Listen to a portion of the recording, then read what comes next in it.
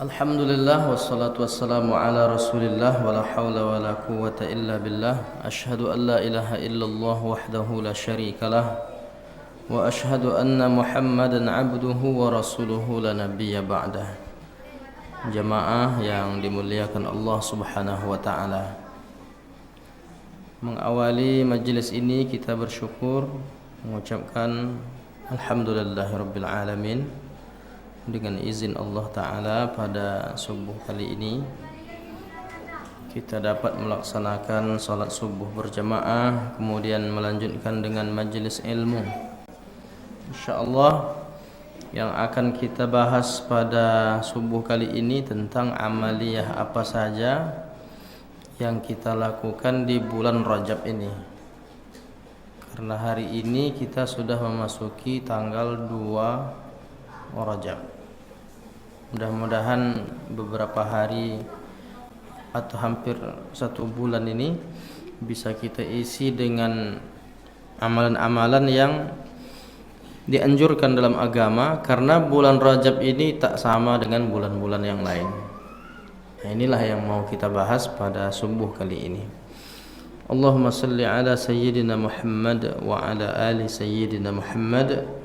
Assalamualaikum ayyuhan nabiyyu wa rahmatullah. Apa yang dilakukan Nabi kalau masuk bulan Rajab? Hadis dalam riwayat Imam At-Tabrani, dia dapatkan riwayat ini dari Yusuf Al-Qadhi. Yusuf Al-Qadhi berguru kepada Muhammad bin Abi Bakar Al-Muqaddami.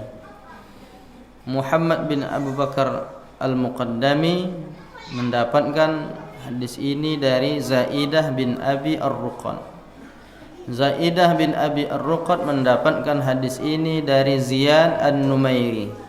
Ziyad An-Numairi mendapatkan dari Anas bin Malik, sahabat Nabi yang masuk Islamnya ketika menyambut Nabi hijrah ke Madinah. Saat itu Anas bin Malik masih berumur 10 tahun, masih kecil.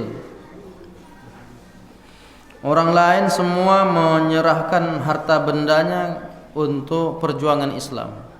Ya Rasulullah, ini kebun kurma kami, ini semualah diserahkan, harta benda, emas, perak, untuk perjuangan Islam. Karena Nabi baru sampai ke Madinah. Sementara ibunya Anas bin Malik ini tak punya apa-apa. Maksudnya tidak punya harta yang banyak seperti sahabat-sahabat yang lain. Lalu dia pun datang menghadap Nabi, ya Rasulullah, aku tak punya sesuatu yang bisa kuberikan kepadamu untuk perjuangan Islam ini, tapi aku punya anak, seorang laki-laki bernama Anas bin Malik. Engkau suruhlah dia apa saja ya Rasulullah, maka mudah-mudahan bisa menjadi kebaikan untuk Islam. Lalu Anas bin Malik pun langsung menjadi staf Nabi. Maksudnya yang ikut serta dalam semua perjuangan Nabi, menjadi orang yang mencatat atau menjadi orang yang membawakan sendal Nabi, membawakan air minum Nabi, berkhidmat kepada Nabi. Dan memang Nabi mendoakannya. Dalam doa Nabi itu, Allahumma akthir malahu wa waladahu. Ya Allah, banyakkan harta Anas bin Malik dan banyakkan anak cucu keturunannya. Dan memang doa Nabi makbul, dan dia akhirnya memiliki kebun yang banyak. Orang lain panen sekali setahun, dia tak pernah berhenti. Kebun-kebunnya itu, kurma segala macam itu tak pernah berhenti karena doa dari Rasulullah sallallahu alaihi wasallam. Jadi hadis ini diriwayatkan dari Anas bin Malik radhiyallahu anhu, bercerita tentang apa yang dilakukan Nabi ketika masuk bulan Rajab. Anna Nabiyya sallallahu alaihi wasallam kana idza dakhala fi Rajab, Nabi kalau masuk bulan Rajab qala, Nabi berdoa. Apa doa Nabi? Allahumma barik lana, ya Allah berkahilah kami fi Rajab, di bulan Rajab ini. Wa Sya'ban, dan juga bulan Sya'ban, setelah Rajab ini kan Sya'ban. Beri berkah kami di bulan Rajab ya Allah, beri juga barakah pada kami di bulan Sya'ban nanti. Wa ballighna Ramadan, dan sampaikan kami ke bulan Ramadan. Bagaimana memahami hadis ini dan bagaimana kualitas hadis ini? Ulama sebahagian menilai hadis ini dhaif. Mengapa dhaif? Ada seorang dari periwayatnya itu Zaidah bin Abi Ar-Ruqad yang dinilai dhaif oleh ulama hadis, sehingga hadis ini statusnya memang dhaif. Tapi apakah karena dia hadis dhaif tak bisa diamalkan? Imam Ahmad memilih untuk mengamalkan hadis dhaif. Kemudian ulama seperti Imam As-Suyuti membolehkan beramal dengan hadis dhaif dengan catatan tidak berbicara tentang akidah, tidak berbicara tentang halal haram, bernaung di bawah hadis sahih. Juga dia tidak ada perawinya yang kazzab, pendusta. Jadi di antara Yusuf Al-Qadi, Muhammad bin Abi Bakar Al-Muqaddami, termasuk Zaidah bin Abi Ruqad, dia bukan termasuk orang yang disebut kazzab, bukan pendusta. Kemudian Ziyad An-Numairi, apalagi Anas bin Malik, kalau sahabat enggak ada yang bermasalah karena sahabat itu radhiyallahu anhum. Maka ulama hadis kalau menceritakan tentang sahabat, kulluhum udul, semua sahabat Nabi itu udul, adil. Adil itu maksudnya bukan adil definisi kita. Kalau adil definisi kita apa Pak? Hah? Sama rata kan? Itu adil definisi kita. Jadi adil dalam konsep ilmu hadis, menjauhi dosa besar, menjauhi dosa kecil, menjaga muru'ah. Muru'ah itu marwah. Jadi dia tak melakukan, bahkan muru'ah itu boleh jadi perkara yang tidak sampai ke tingkat haram dan makruh sekalipun, tapi itu dijaga. Sampai seperti itu. Artinya sahabat Nabi itu radhiyallahu anhum ajma'in. Nah, oleh seorang ulama atau seorang alim yang bermazhab Hambali bernama Ibnu Rajab Al-Hambali. Qala Ibnu Rajab berkata, fihi, kata dia, di dalam hadis itu, fihi maksudnya fil hadis, hadis itu maksudnya terdapat. Nah, jadi dalam hadis itu terdapat apa? Anna dalila, bahwasanya dalil, dia menjadi dalil nadabid du'a, bahwa disunnahkannya, nadab mandub, disunnahkannya berdoa bil baqa maksudnya panjang umur. Disunnahkannya berdoa agar Allah panjangkan umur ilal azmanil fadilah, sehingga disampaikan di waktu-waktu yang utama. Waktu utama itu maksudnya bulan Ramadan. Jadi sunnah hukumnya bulan ini, bulan Rajab ini, kita berdoa agar Allah sampaikan umur kita ke bulan Ramadan. Mengapa? Liidrakil a'malis salihah, untuk beramal soleh, untuk melakukan amal-amal soleh fiha, pada waktu yang utama itu, fil azmanil fadilah itu. Mengapa kita disuruh doa panjang umur? Bukankah umur sudah ditetapkan? Kan kita kan ada juga yang berdoa Allahumma tawwil umrana, ada tak? Ya Allah panjangkan umur kami. Padahal umur itu sudah ditetapkan. Ini jawabannya di sini. Itu jawabannya yang setelah fiha. Fa innal mu'min, sesungguhnya orang beriman itu la yaziduhu umruhu illa khairah. Tidaklah bertambah umur orang beriman itu melainkan bertambah pula kebaikan dalam dirinya. Jadi kita minta panjang umur itu supaya mengisi hari-hari kita itu dengan kebaikan.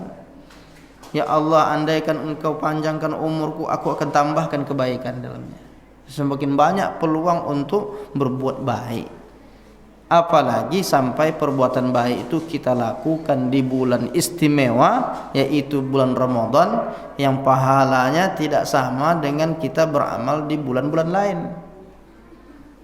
Nah, itu keutamaan bulan Ramadan pula. Nanti boleh jadi menjelang masuk Ramadan kita bahas bagaimana keutamaan. Sekarang keutamaan Rajab dulu nih mau kita bahas.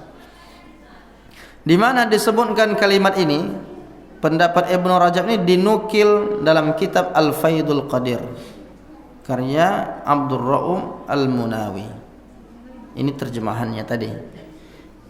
Syekh Ibnu Rajab mengatakan hadis tadi, hadis Allahumma barik lana fi Rajab wa Sya'ban wa ballighna Ramadan, itu ada dalil, itu merupakan dalil anjuran doa dipanjangkan umur sehingga masuk ke waktu-waktu utama seperti Ramadan untuk melakukan amal soleh di waktu tersebut.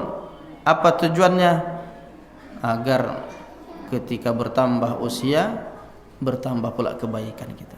Jadi berdoalah dari sekarang, ya Allah sampaikanlah ke Ramadan karena akan melakukan amal-amal soleh. Mengapa bulan Rajab dan ada apa bulan Rajab? Bulan Rajab disebut sebagai bulan haram. Bulan haram artinya bulan mulia. Masjidil Haram, masjid yang mulia. Tanah haram, tanah yang mulia, tanah suci. Al-Haramain, dua tanah suci. Jadi haram itu bisa dua maknanya, bisa artinya mulia, bisa juga artinya dilarang. Haram, haram, haram. Kalau kita jumpa orang Arab, kalau salah kita haram. Tak boleh, tak boleh. Dilarang, dilarang. Tapi tidak selamanya kata haram itu bermakna dilarang. Karena bisa juga haram itu artinya mulia. Kalau kita artikan haram itu selamanya dengan dilarang, bagaimana dengan Masjidil Haram? Jadi kalau artinya tadi haram itu terlarang, kita artikanlah Masjidil Haram, artinya menjadi masjid terlarang. Maka tidak, harus disesuaikan. Jadi ada istilah haram itu yang maknanya tidak selamanya bermakna terlarang. Ada 4 bulan haram. Mana yang 4 bulan haram itu? Nabi merincikan Dzulqa'dah, Dzulhijjah, Al-Muharram, satu lagi Rajab. Ada Dzulqa'dah, ada Dzulhijjah, ada Muharram dan ada Rajab Mudhar. 4 bulan inilah yang disebut sebagai bulan haram. Tapi yang 3-nya berturut-turut, yang satu lagi terpisah. Yang berturut-turut kan dari 11 tuh, 11, 12, 1 berturut-turut. Tapi yang Rajab yang sedang kita masuki tanggal 2 hari ini kok terpisah sendiri? Ada apa? Kok beda sendiri? Kenapa tak dilanjutkan aja 4 itu berturut-turut? Kenapa tidak dianggap saja bulan haram itu Dzulqa'dah, Dzulhijjah, Muharram, Safar gitu? Kan langsung 4 berturut-turut. Kok cuma 3 yang berturut-turut, 1 yang terpisah? Maka para ulama membahas 3 berturut-turut itu untuk menjaga perjalanan ibadah haji, supaya haji itu tak diganggu, supaya haji itu aman dalam perjalanan, tak ada yang menzalimi, yang merampok, merampas. Maka ditetapkanlah 3 bulan itu agar ibadah haji itu tidak ada yang menyebabkan kesulitan. Tapi kenapa Rajab terpisah? Tidak dikaitkan dengan haji, tapi dikaitkan Rajab ini dengan Ramadan. Artinya kalau Rajab dianggap sebagai bulan haram yang mulia, itu persiapan menyambut bulan Ramadan. Kalau Rajab atau 3 bulan lainnya itu bulan mulia, berarti ada konsekuensinya. Mulianya kenapa? Apa yang dilakukan untuk memuliakannya? Di antara amalan yang harus kita lakukan untuk memuliakan Rajab, tidak boleh melanggar kehormatan bulan ini.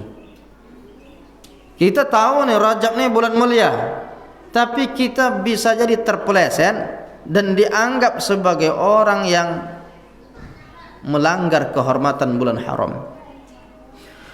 Siapa orang yang dianggap melanggar kehormatan bulan haram? Orang yang berperang, orang yang memukul saudaranya, orang yang memanah, maksudnya berperang juga, kemudian pakai tombak, termasuk membunuh binatang, berburu, itu termasuk larangan-larangan di bulan haram. Nah, oleh karena itu janganlah engkau melanggar kehormatan bulan haram, walas syahrul haram. Nah, itu mengapa dilanggar? Mengapa tidak boleh? Karena ayat tadi, tuh ayat yang terakhir, fala tazlimu fihinna anfusakum, janganlah berbuat zalim di dalamnya. Janganlah berbuat zalim di bulan yang 4 tersebut. Jangan buat zalim bulan Zulqa'dah, jangan buat zalim di bulan Zulhijjah, jangan buat zalim di bulan Al-Muharram, jangan pula berbuat zalim di bulan Rajab. Mengapa tak boleh berbuat zalim di bulan yang 4? Dan apakah maknanya boleh berbuat zalim selain bulan 4? Maka Imam Ibnu Katsir mengatakan itu bukan makna sebaliknya. Jangan berbuat zalim di dalam bulan yang 4 lalu diartikan boleh berbuat zalim selain bulan 4. Bukan itu maknanya. Lalu apa maknanya? Orang yang berbuat dosa di bulan haram dilipat gandakan dosanya. Maksudnya disuruh hati-hati. Karena walaupun dosa itu kecil, tapi karena dilakukan di bulan Rajab, maka dosa itu menjadi besar dalam pandangan Allah. Kenapa? Karena Allah memuliakan bulan Rajab, tapi ada hamba Allah yang tak peduli dengan kemuliaan bulan Rajab. Orang yang berbuat dosa di bulan Rajab sama dengan orang yang menodai kehormatan bulan haram. Makanya berhati-hatilah kita, karena kita sudah masuk bulan Rajab. Sekecil apapun dosa jangan dianggap remeh. Dosa kecil sekalipun yang kita buat bulan ini, dia bisa berlipat ganda. Tapi ada juga yang menggembirakan kita kalau kita berbuat kebaikan, walaupun kecil kebaikan yang kita buat di bulan ini, di hari ini, maka pahalanya dilipat gandakan lebih besar dari kelipatan dosa. Itulah maha kasih sayangnya Allah Ta'ala. Mungkin ada orang menganggap biasa ceritakan aib orang, ya kan? Tapi ingat, sadarlah sekarang ini kita berada di bulan Rajab. Walaupun kita anggap remeh itu dosa-dosa ringan kecil itu, dia tidak ringan saat ini, karena ini bulan Rajab, karena ini bulan mulia, bulan yang diagungkan. Allah Ta'ala yang mengagungkan bulan ini. Nabi Ibrahim sampai ke zaman Nabi Musa, sampai ke zaman Nabi Muhammad. Bahkan sebelum Nabi Muhammad diangkat menjadi Nabi, orang Arab jahiliyah sekalipun memuliakan bulan Rajab ini karena ada sisa-sisa ajaran Nabi Ibrahim. Lalu ada orang Islam, dia tak peduli bulan Rajab. Sedangkan orang Arab jahiliyah, dia tak mau berperang, tak mau berkata-kata kasar, tak mau memukul orang ketika berada di bulan Rajab. Apalagi hamba-hamba Allah yang beriman, mestinya mereka lebih peduli lagi tentang kemuliaan bulan haram, khususnya yang sedang kita berada di dalamnya hari ini, yaitu bulan Rajab. Yang kedua, amalan di bulan haram di antaranya adalah puasa. Puasa di bulan Rajab itu hadisnya panjang dan pernah juga kita bahas beberapa tahun atau beberapa kali di majelis ini. Ketika kita membahas bulan Muharram, kita bahas juga, termasuk bulan Rajab juga. Dan hadis ini cukup panjang dari Mujibah Al-Bahilah. Saya datang kepada Nabi, ataitu Rasulullah, saya mendatangi Nabi. Lalu lihajatin, untuk suatu keperluan, marratan, suatu ketika. Saat itu Nabi bertanya, man anta, engkau siapa? Kata dia, awama ta'rifuni, kenapa engkau tak kenal denganku ya Rasulullah? Kata Nabi, wa man anta, engkau ni siapa? Lalu kata dia, anal bahiliyul ladzi ataituka 'ama awal. Saya orang dari negeri Bahilah, tahun lalu sudah bertemu dengan engkau ya Rasulullah. Kok sudah lupa? Kata Nabi, fa innaka ataitani wa jismuka wa launuka wa hay'atuka hasanah. Dulu saat engkau bertemu denganku, fisikmu, jismuka, tubuhmu, wa launuka, raut wajahmu, wa hay'atuka, cara jalan, gaya berjalan itu tegap, kokoh, kuat. Fisiknya itu kuat, berenergi. Tapi kali ini fama balagha bika ma'ara, kenapa engkau berubah seperti ini, seperti yang aku lihat, enggak sama dengan setahun yang lalu. Lalu dia pun menjawab, apa kata dia? Inni wallahi ma aftartu ba'daka illa lailan. Demi Allah, sejak kita jumpa tahun lalu, saya tidak makan dan minum kecuali di malam hari saja. Artinya sahabat dari Al-Bahilah ini, dia berpuasa setahun lamanya. Apa ada bapak ibu di sini yang puasa setahun? Hah? Ada enggak? Enggak ada. Dulu ada sahabat yang puasa setahun. Tapi orang yang berpuasa setahun ini enggak disetujui Nabi. Sahabat ini maksudnya tidak suka Nabi. Orang kalau ibadah itu berlebihan sampai menyakiti diri, sampai berubah fisiknya sudah tak bersemangat lagi, berjalan pun tak sanggup lagi karena gara-gara ibadah, itu juga tidak dibenarkan. Makanya Nabi mengatakan, apa kata Nabi? Man amaraka an tu'azziba nafsak. Siapa yang menyuruh engkau menyiksa diri? Seperti sahabat Nabi dulu, Abu Darda. Abu Darda itu siangnya puasa, malamnya qiyamul lail, enggak tidur. Malam tu enggak pernah tidur. Malam tu dia salat malam, ngantuk-ngantuk pun dilawannya sampai akhirnya tak tidur malam. Malam tu hanya qiyamul lail. Siangnya pula berpuasa. Tapi sampai Salman Al-Farisi ketika diberikan makanan kepada Salman Al-Farisi, dia tak makan karena puasa. Sudah berapa lama? Ditanya sama istrinya, menjawab, inna akhaka laisa lahu hajatun ila dunya. Ini saudaramu ini, Abu Darda, suamiku ini, dia tak butuh lagi dengan dunia. Malamnya dia salat malam, tak tidur-tidur, siangnya dia berpuasa, tak makan-makan. Kata Salman Al-Farisi, wallahi la tuftiranna, demi Allah engkau wajib berbuka. Saking dia puasanya tak berhenti-berhenti itu, ini menyiksa diri. Begitu Salman Al-Farisi mengingatkan. Kalau pada hal yang baik-baik itu kan puasa itu baik, tapi berlebihan perlu diingatkan. Apalagi orang yang tak baik, nah itu perlu lagi lebih besar lagi, tak perlu lagi diingatkan. Nah sahabat ini kata Nabi, engkau sudah menyiksa diri wahai sahabatku sampai 3 kali, thalatha marran. Lalu Nabi menganjurkannya, engkau kalau mau puasa, sum syahras sabri, engkau puasa saja di bulan Ramadan. Cukup itu.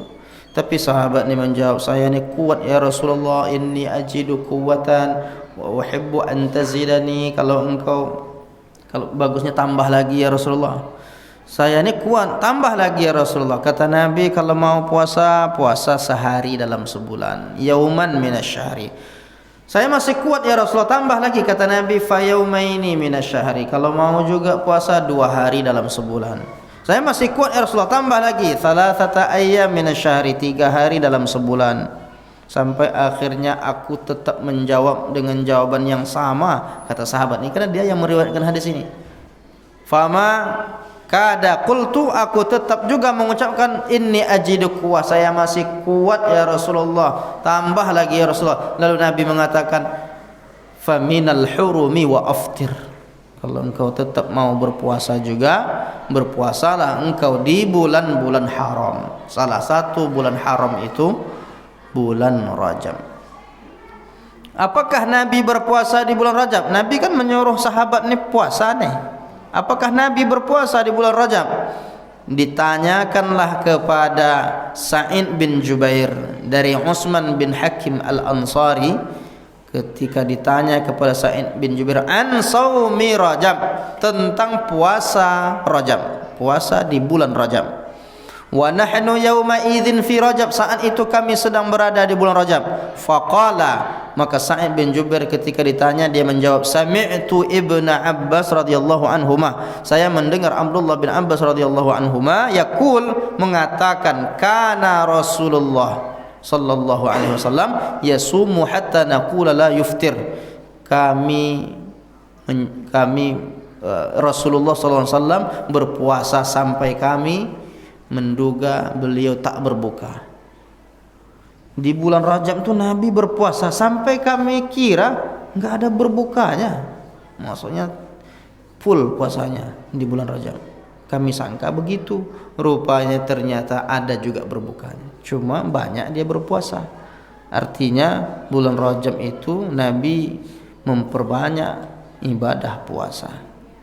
Jadi kalau kita mau berpuasa nanti di bulan, ya sekarang ini di bulan Rajab ini, besok, hari ini, besok, atau kemarin dah dimulai, puasa aja tidak apa-apa. Cuma kalau yang berpikir karena ada sarapan ini gimana, jadi tidak puasa katanya. Ada juga yang berpuasa, silakan. Yang tidak berpuasa ya tak apa-apa, masih banyak hari-hari di bulan Rajab ini yang bisa kita isi dengan puasa. Kalau mau tingkat tinggi itu puasa, pilih puasa Daud.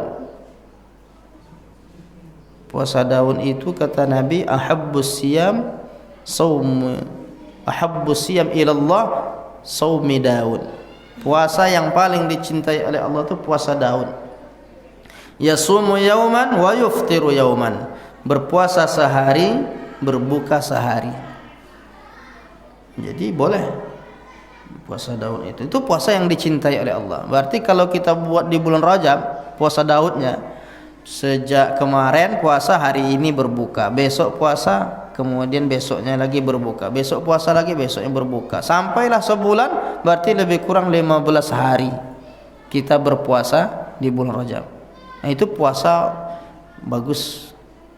Tapi andai tidak, kita bisa pilih puasa 8 hari, Senin Kamis, Senin Kamis, Senin Kamis, Senin Kamis. Tidak juga bisa puasa 3 hari dalam sebulan yang disebut Nabi ayyamul bid, 13, 14, 15. Tak bisa juga 2 kata Nabi tadi, yang dalam hadis tadi 2 hari dalam sebulan. Tak bisa juga 1 hari dalam sebulan. Tak bisa juga la haula wala quwata illa billah. Jadi kita harus minta tolong lagi kepada Allah, berikan kekuatan untuk bisa beramal soleh, khususnya ibadah puasa yang istimewa di bulan Rajab ini. Nah, jadi kita coba lihat bagaimana para sahabat atau ulama-ulama salafus saleh. Jadi salafus saleh itu sejak Nabi, sahabat, kemudian tabi'in, tabi'ut tabi'in, 3 abad pertama. Yang sahabat Nabi di sini Abdullah bin Umar, kemudian yang di bawahnya senior tabi'in maksudnya tabi'in yang paling senior, Hasan Al-Basri. Kemudian Abu Ishaq As-Subai'i. Mereka ini berpuasa di semua bulan haram. Asal masuk bulan Zulqa'dah puasa, masuk bulan Zulhijjah puasa, masuk bulan Al-Muharram puasa, masuk bulan Rajab puasa. Mereka memperbanyak puasa di bulan-bulan haram. Imam As-Sawri mengatakan, kata dia, al-ashhurul hurum ahabbu ilayya an asuma fiha. Bulan-bulan haram ini lebih aku cintai untuk berpuasa dibandingkan bulan-bulan yang lain.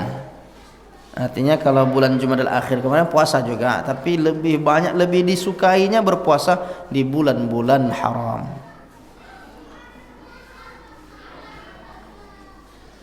Kata Syekh Zainuddin Al-Malibari dalam kitab Fathul Mu'in, kalau kita buat peringkat bulan itu, yang paling tinggi itu Ramadan, dah pasti itu Sayyidus Syuhur. Sayyidus Syuhur artinya penghulu segala bulan. Setelah bulan Ramadan, di bawahnya itu bulan haram.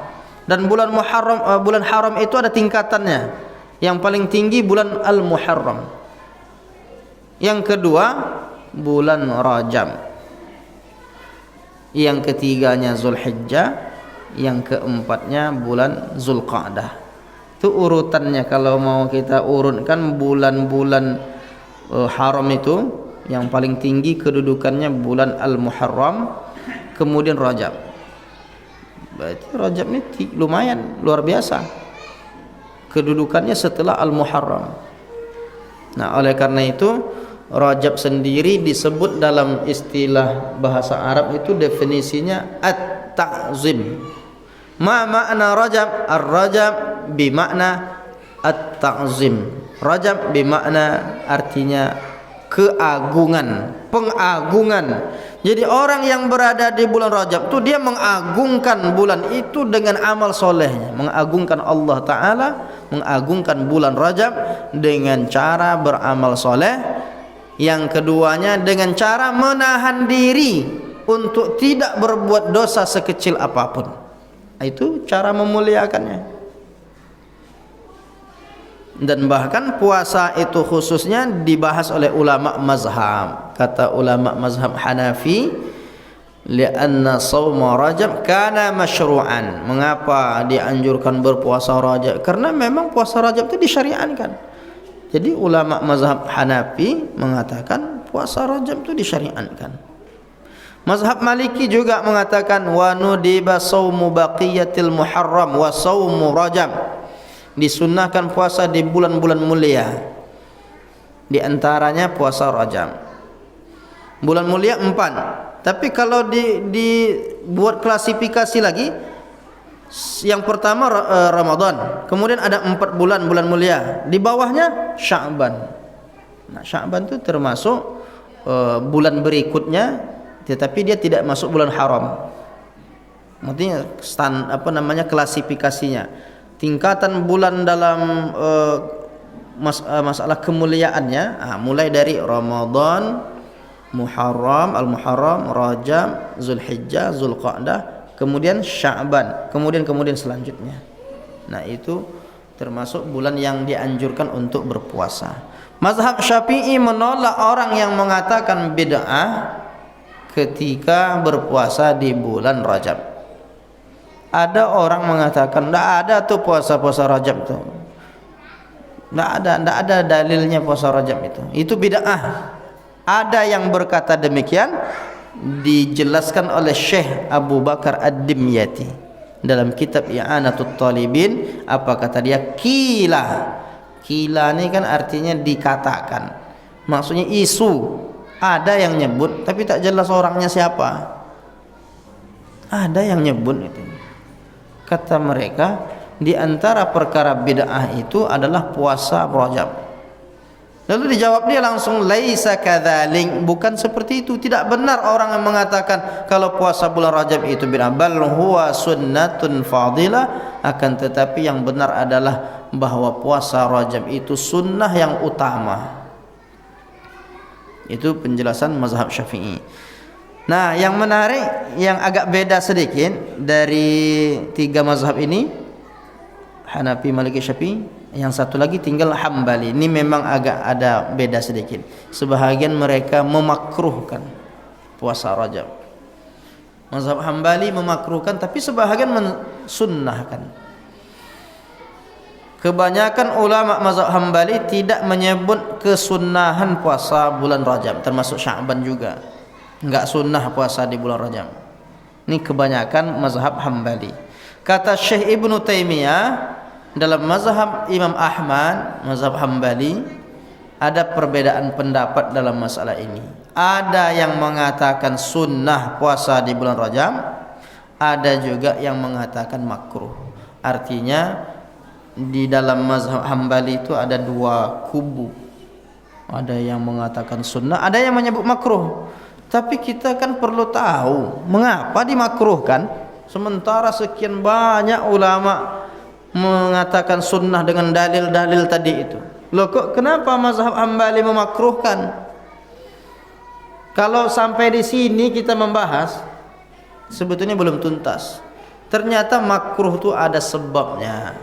Di mana kita dapat penjelasan sebabnya? Dalam kitab lain, Al-Fiqhu 'alal Mazahibil Arba'ah, fikih 4 mazhab, yang ditulis oleh Syekh Abdurrahman Al-Jaziri. Dirincikanlah sebab makruhnya. Memang disebutkan langsung itu 4 mazhab itu. Dianjurkan puasa bulan Rajab, bulan Sya'ban juga, bittifaqi thalathatan minal a'immah, dengan kesepakatan 3 mazhab, Hanafi, Maliki, Syafi'i. Berarti kan sejalan tadi itu. Kemudian disebutkannya illa, maksudnya kecuali mazhab wa khalafal Hanabilah, mazhab Hambali. Mazhab Hambali mengatakan mengkhususkan bulan Rajab dengan puasa makruh. Kita puasa Rajab ini khusus makruh. Cuma makruhnya itu kalau dilakukan dengan full. Makruhnya itu kalau dibuat puasa itu seperti puasa Ramadan. Makanya kata makruh itu masih koma. Makruhun illa, kecuali jika diselingi dengan berbuka.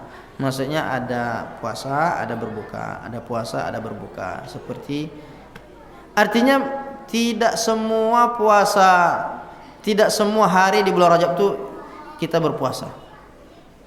Ada beberapa hari atau diselingi atau tidak. Bisa jadi umpamanya 1, 2, 3, 4, 5, tapi hari 6 tidak berpuasa. Ada berbuka di hari-hari bulan Rajab itu. Itu maksud dari kata illa idza kana idza aftara fi athnaihi fala yukrah.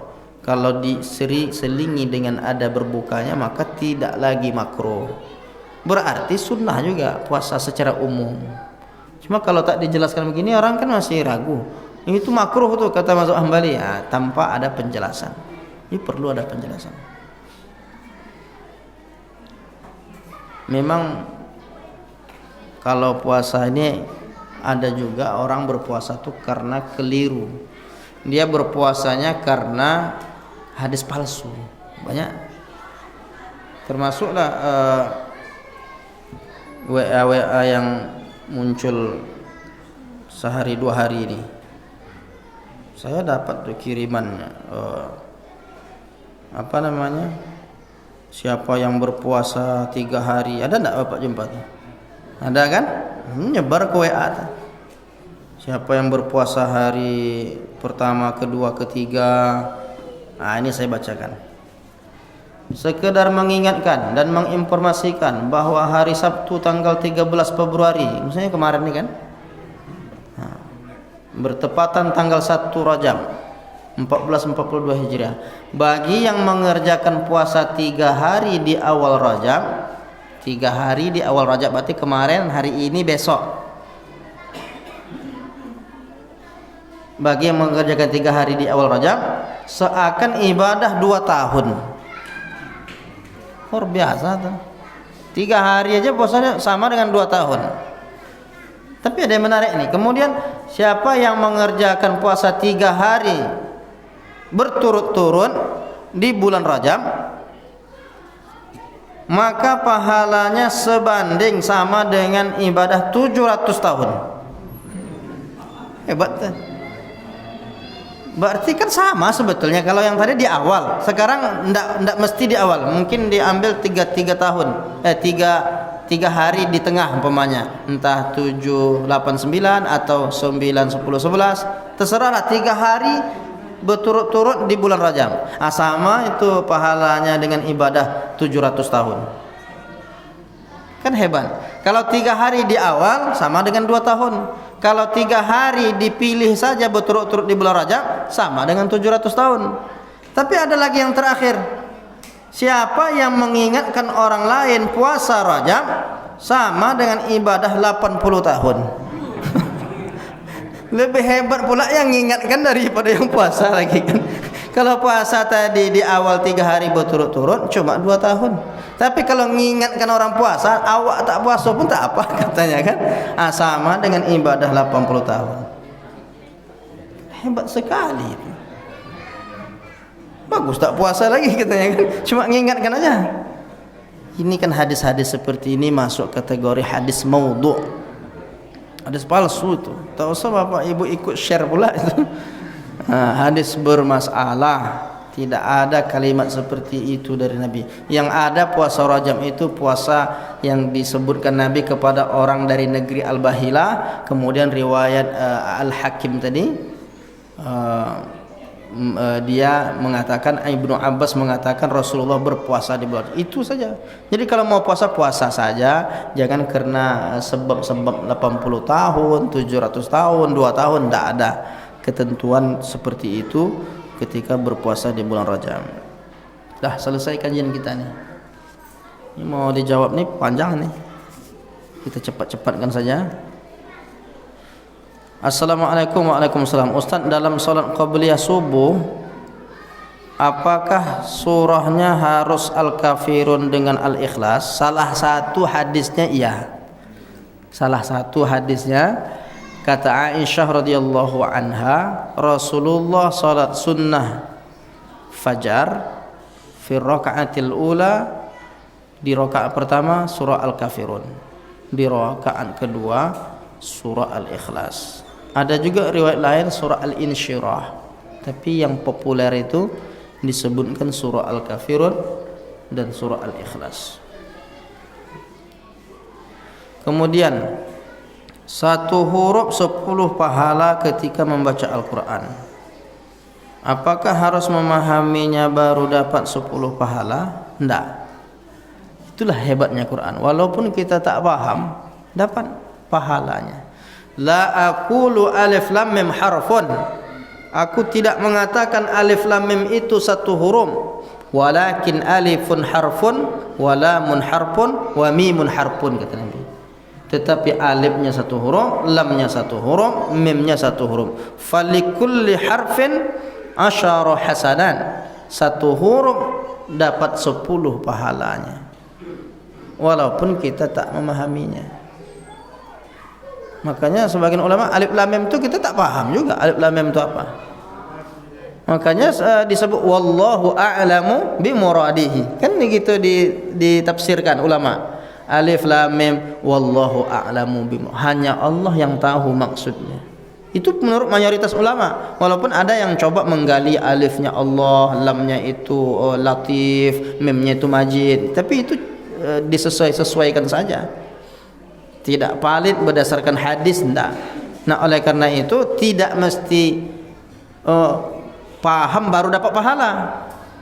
Makanya definisi Al-Quran, kalamullah al-munazzalu, kalam Allah, firman Allah yang diturunkan lewat perantaraan malaikat Jibril, ibadatan, menjadi ibadah bagi yang membacanya.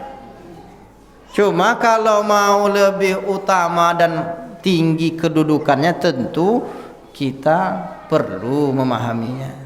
Andai tak paham karena keterbatasan bahasa Arab dan kelemahan kita tidak menguasai, ya itu tetap dapat pahala. Cuma bagaimana kalau dia baca juga paham, itu lebih tinggi kedudukannya.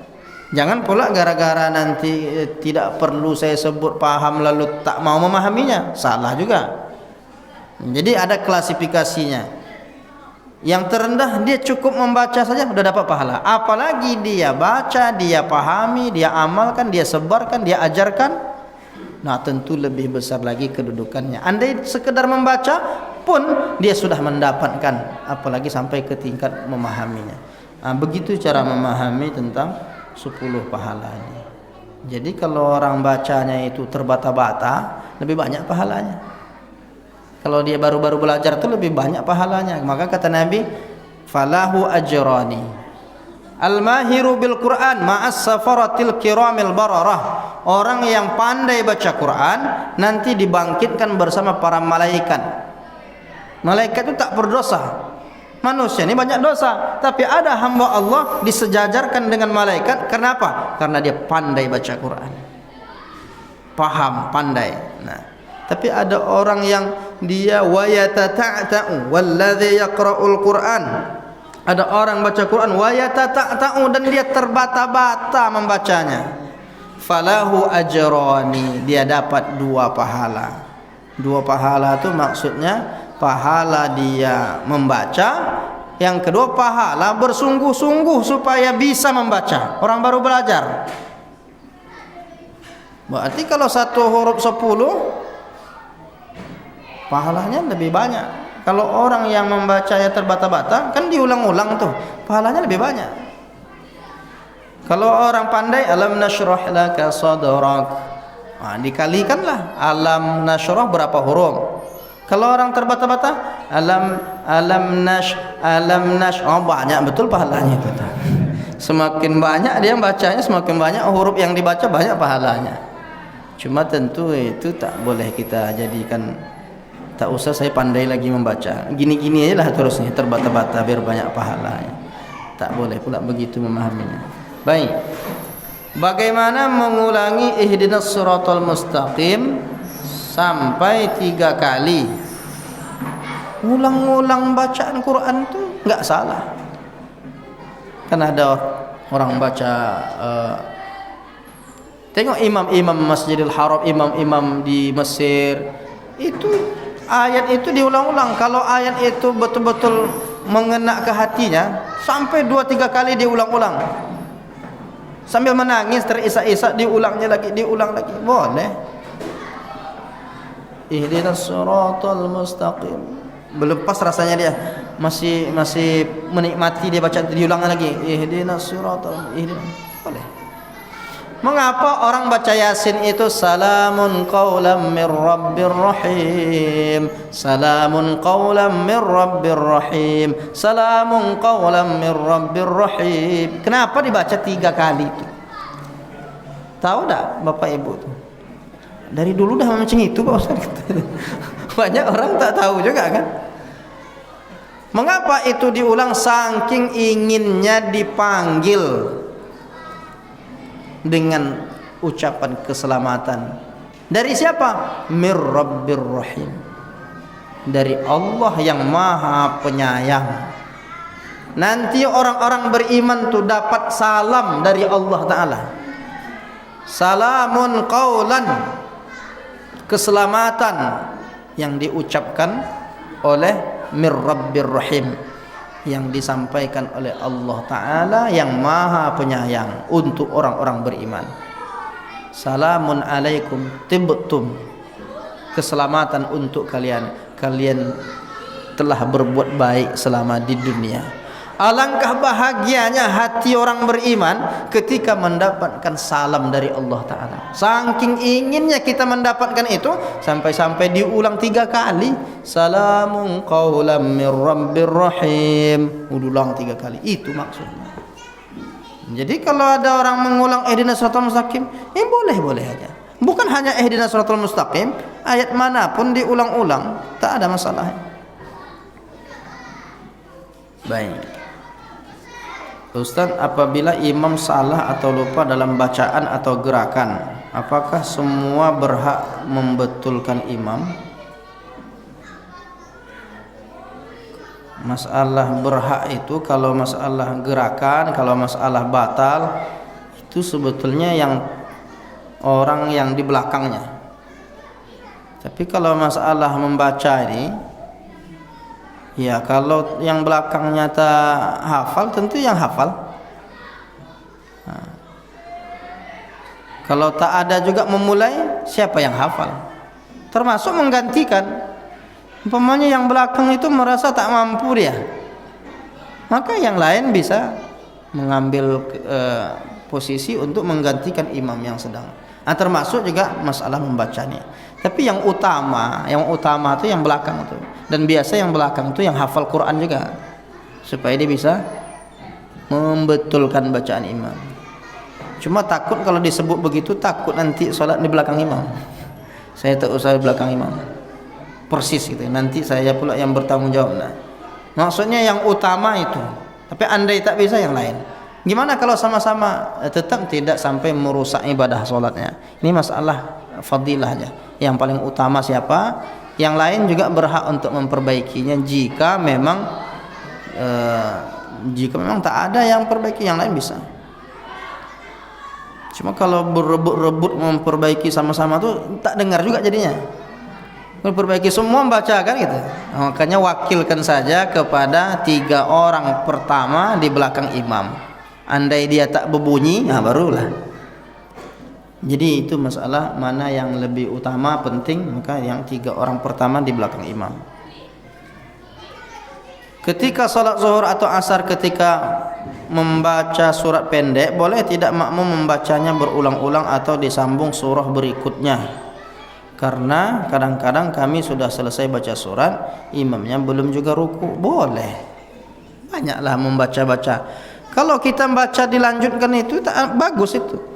Dilanjutkan umpamanya setelah qul huwallahu ahad, belum juga lanjut lagi qul a'udzu birabbil falaq, belum juga lagi rukuk, lanjut lagi qul a'udzu birabbin nas, belum juga lagi Al-Baqarah lagi. Mutar kan? Jadi artinya boleh kita melanjutkan terus bacaan itu andai imam belum rukuk. Dan bahkan kita boleh mengulang surah itu saja. Surah itu saja beberapa kali diulang, tak masalah. Dan sahabat dulu ada yang melakukannya. Dan yang menarik, ada sahabat Nabi membaca setiap salat itu, bahkan salat jahar, menjadi imam pula dia. Setiap rakaat itu dia baca qul huwallahu ahad. Setelah itu dalam satu rakaat, setelah qul huwallahu ahad baru surah yang lain. Nanti rakaat kedua qul huwallahu ahad, baru surah yang lain. Dia pastikan memulai membaca surah yang lain itu surah Al-Ikhlas dulu. Berarti kan boleh. Ketika disampaikan ke Nabi, Nabi tidak melarangnya. Cuma diberitakan, kenapa sahabat ini kok membacanya qul huwallahu terus ya Rasulullah? Kata sahabat itu, aku mencintai surah Al-Ikhlas ini ya Rasulullah. Hubbuka iyyahu, cintamu kepada surah Ikhlas itu mengantarkanmu menuju syurga Allah Ta'ala. Itu. Cuma jangan gara-gara ini nanti tak mau menghafal surah yang lain, asal sholat kulhu terus, yang lain tidak hafal. Jangan gara-gara itu tak mau menghafal surah yang lain. Ini tentang membaca bacaan surah. Al-Quran yang di masjid boleh enggak dibawa ke rumah, dipinjam? Pinjamlah sama pengurus masjid, dia ahlinya kan, ahli masjidnya kan pengurusnya. Boleh pinjam sebentar Pak, boleh, nanti balikkan lagi, bukan pinjam untuk selamanya. Nah, jadi itu izinnya izin pengurus. Kalau tak boleh berarti tak boleh. Dia kan semuanya ada yang ngurus, tinggal izin aja. Apalagi Quran tak dibaca-baca, kan? Bawa rumah sebentar baca, bagus. Pahala. Samakah pahala membaca Al-Quran lewat HP dengan mushaf ketika di masjid? Sebetulnya yang di dalam HP itu juga bahagian dari ayat-ayat yang sama dibaca di mushaf. 1 huruf 10 juga pahalanya. Cuma beda kedudukannya ketika dia dibawa ke dalam WC. Nah, itu tak sama lagi. Kalau HP boleh, tapi jangan dibuka. Kalau Quran tak boleh dimasuk ke WC. Tak boleh bawa Quran kecil itu masuk. Kalau HP boleh. Kalau HP itu kita perlakukan sama dengan Quran, taruh di luar, hilang HP itu nanti. Makanya ditutup aplikasi Qurannya dulu. Nah, jadi kedudukannya aja beda. Masalah pahala baca Quran sama. Tetap satu huruf 10 pahalanya berdasarkan ayat tadi. Assalamualaikum waalaikumsalam. Hari keberapa di bulan Rajab melaksanakan puasa yang paling afdal? Terserah. Mau hari pertama, hari kedua, ketiga, mau Senin Kamis saja, mau buat puasa Nabi Daud, mau buat puasa 13, 14, 15, mau puasa apa saja, maksudnya terserah memilih tanggal berapa saja, tak ada ketentuan secara khusus hadis yang menjelaskan tentang puasa di bulan Rajab. Intinya berpuasa sajalah di bulan Rajab ini, maka keutamaannya besar. Biasanya yang muncul di WhatsApp itu ditetapkannya 3 hari berturut-turut, 10 hari berturut-turut. Nah, yang itu yang tidak ada dasarnya dalam hadis-hadis Nabi. Kalaupun ada, dia tergolong hadis palsu. Jangan beramal karena hadis palsu. Buat saja puasa itu pasti besar keutamaannya. Bukankah tadi penjelasannya? Beribadah sekecil apapun ibadahnya di bulan Rajab ini besar pahalanya. Yang tahu pasti Allah Ta'ala. Jangan kita paksa bentuk pahalanya apa gitu. Jangan. Kita beramal soleh itu karena mengharap ridha Allah. Tapi yang dijelaskan oleh Imam Ibnu Katsir, siapa yang berbuat sekecil apapun kebaikan, pahalanya dilipat gandakan. Besar pahalanya dalam pandangan Allah Ta'ala. Jadi tidak ada ketetapan tanggalnya, kecuali bulan Muharram itu ditetapkan tanggalnya. Bulan Muharram tanggal 10 puasa Asyura, bulan Zulhijjah tanggal 9 puasa Arafah. Begitu. Bulan Zulqa'dah tak ditetapkan tanggalnya, sama seperti bulan Rajab. Puasa ajalah, karena bulan itu termasuk bulan-bulan haram.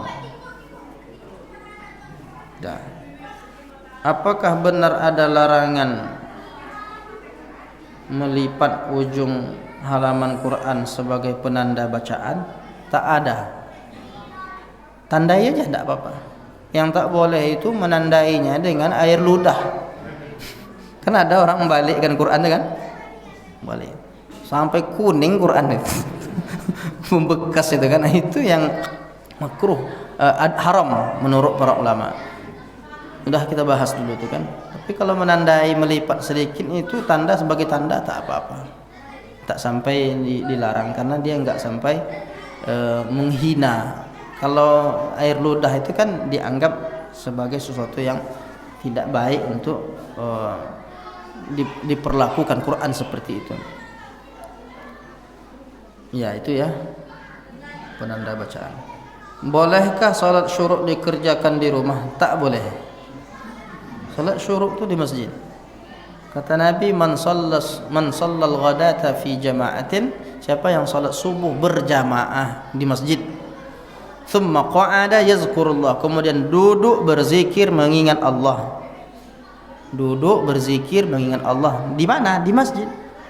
Hatta tatlu'a syamsu, sampai terbit matahari, tunggu beberapa saat. Summa shalla raka'ataini, salat 2 rakaat, kanat lahu ka ajri hajjatin wa umrah, dia dapat pahala haji dan umrah. Di mana salatnya? Di masjid. Kalau di rumah gimana Pak Ustaz? Salat duha namanya itu. Kalau di rumah. Bagaimana kalau lagi salat mendengar anak menangis? Seperti kita salatnya terganggu, tidak khusyuk. Salatnya sah atau tidak? Sah salatnya secara hukum, tetapi tak dapat khusyuk. Jadi kalau masalah Nabi pernah sholat, anak-anak bayi menangis di belakang. Wa uridu italataha, ketika saya sedang sholat, kata Nabi, saya ingin memanjangkan bacaan saya. Saya ingin memanjangkan bacaan ayat saya. Fa asma'u buka as-sabi, saat itu saya dengar ada tangisan bayi, maka aku percepatlah bacaanku itu min syiddati ummihi, karena khawatir ibunya gelisah. Artinya ada kasus di zaman Nabi, seseorang membawa bayi sehingga menangis dan Nabi mempercepat bacaannya. Jadi ibu-ibu yang sholat tadi misalnya anak-anak ini cepat-cepatkan sholatnya untuk ngurus anak nih. Sholatnya sah sholatnya. Tetapi tentu tidaklah sekhusyuk kalau tak ada terganggu tadi. Nah, cuma sah, kan yang ditanyakan sah atau tidak sah. Cuma kalau dibawa bayi itu bagus di rumah aja. Kalau ibu-ibu kan bagus di rumah aja supaya tidak mengganggu kekhusyuan yang lain gitu kan. Tapi itu pernah terjadi di zaman Nabi dan itu perlakuannya mempercepat sholat kita. Wallahu a'lam bishawab. Sampai di situ mungkin penjelasan kita kali ini, mudah-mudahan bermanfaat. Ya. Duratun Nasihin. Ya.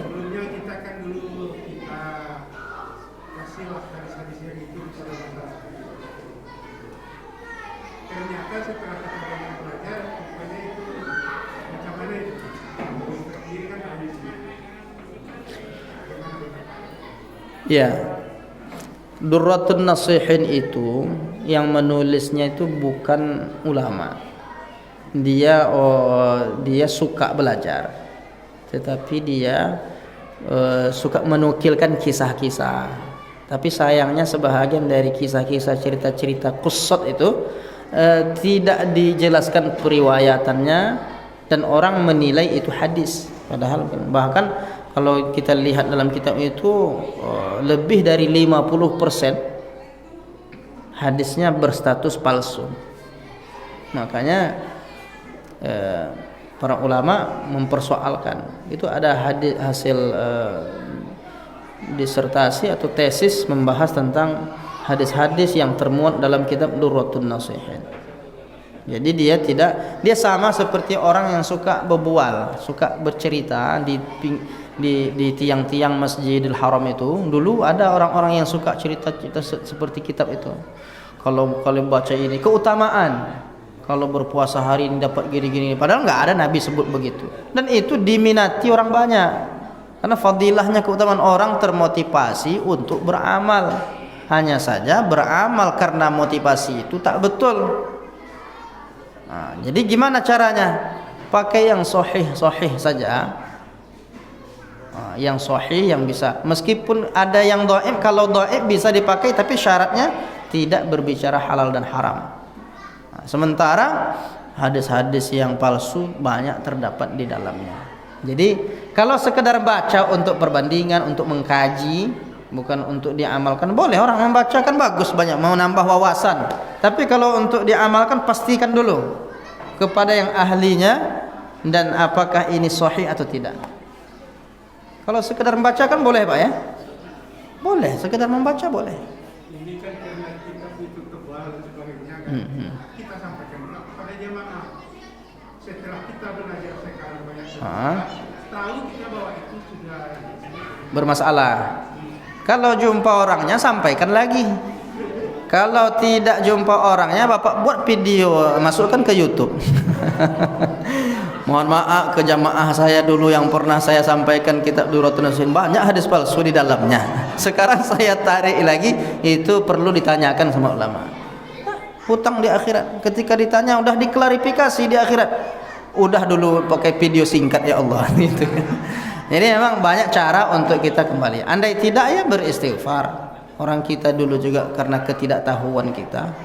Saya pun begitu juga. Banyak yang saya sampaikan dulu, di antaranya ini saya sampaikan lagi nih. Ini ada rekamannya juga kan? Saya sampaikan lagi. Dulu pernah saya mengatakan inni wajjahtu itu enggak ada kata inni itu. Dalam hadis itu wajjahtu langsung. Karena saya belum jumpa. Akhirnya macam agak menyalahkan sikit lah. Tak boleh pakai inni. Tapi saya tarik lagi pendapat itu. Kenapa dah jumpa hadisnya? Ternyata ada dalam kitab